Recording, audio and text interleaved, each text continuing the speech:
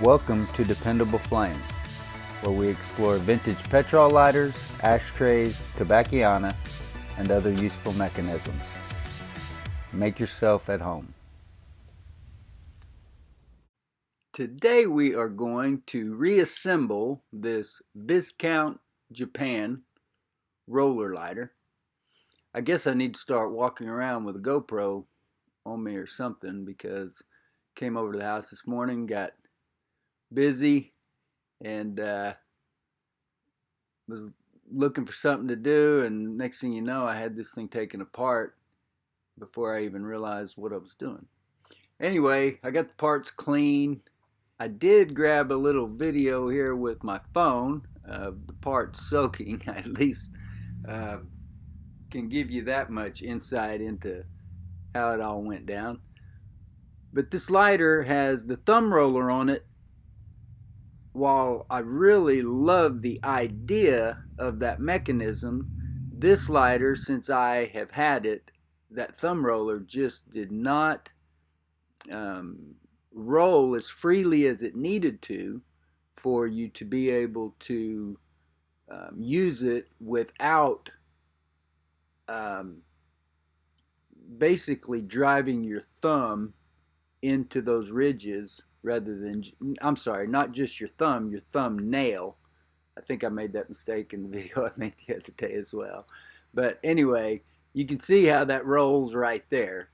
And that's the way it should roll, or at least, a close approximation to that, as you are tightening down that spring on the flint mechanism.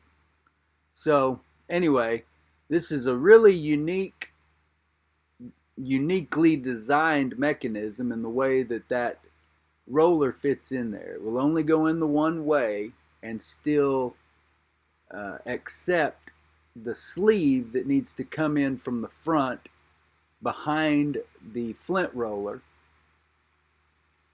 to hold everything together. So if you put that backward, then you're going to know that immediately when you try to put the sleeve in, and that sleeve right here will not go in as far as it needs to. But if you just look at it before you get too far involved, you can see that it is recessed. So make sure you have that that side of the roller facing forward, so that then you can get that tube back in from the front there, and then the roller is going to lock that all in. So we've got the thumb roller for the flint mechanism there in place. Now we're going to slide the tube. Now this matters which direction this goes as well, because of it accepting the flint spring. So you want the recessed area of it going to the rear. But once that's in there, then your thumb flint roller mechanism is locked into place, and now you've got your flint roller, and this screw will lock that all together. You want to take care whenever you are using or working on one of these roller lighters, especially this long screw that holds that roller in. Those lobes that form the notch in the screw, it is such a narrow screw, they can be broken very, very easily. So I've learned by experience and heartache the hard way. So just, that would be my advice. Take it down with your fingers, fingernail, whatever you got, a plastic eating utensil. Take it down as far as you can with that before putting a screwdriver on it. So we'll go ahead now and get this tightened on down, and that will snug up real nice. See that the roller is moving as it should, as is the flint tension roller. So now we'll go ahead and get a flint installed here.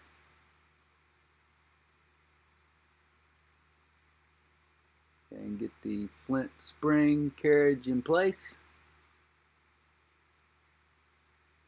And we'll just see how well this all operates. Two sides of this screw are rounded and two sides are flat. And the only thing I know to do is kind of feel your way with it in there. You can feel the spring tension and you can kind of use that to your advantage to get that started. It's a little tough here. My hands are kind of weak, but I'm not sure if, yeah, maybe that is working a little bit better than it was. A little bit more free. We'll get it tightened up here soon enough. So it may be a combination of two things. A little bit of the stubbornness of the lighters and a little bit of the abuse that my hands have taken over the years. But we'll get it back in here and get it sparking and see how the lighter is functioning when we are done. Now you can see it sparking just fine. Probably due to get that tightened down a little bit tighter.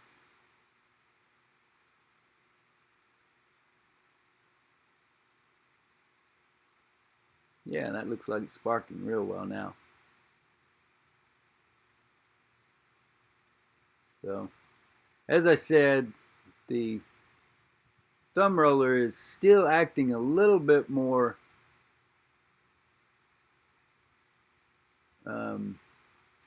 stiff than I would like it to.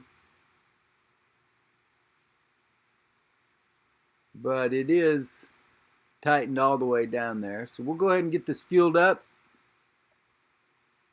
And once we get it fueled up, then we'll get the lighter lit and be on our way.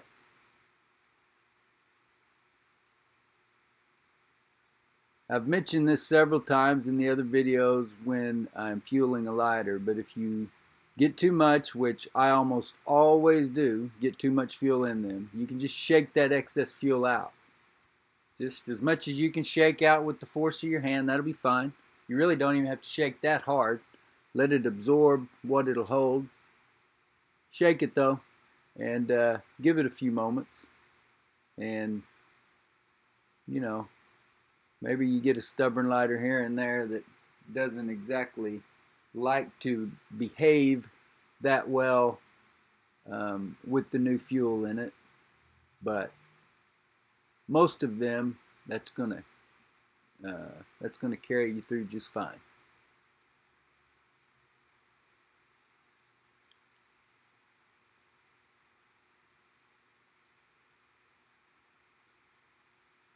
That looks about like we've got it full there. So go ahead and get our cap back on.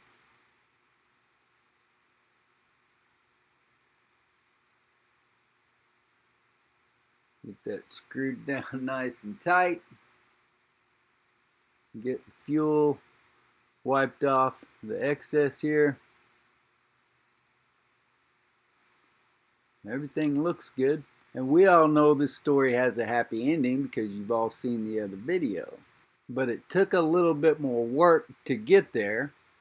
And that forced the video off into a little bit too much time to fit all in one. So I'll give you a little sneak of the finished product, but you'll have to wait to see exactly how we got there. Until next time.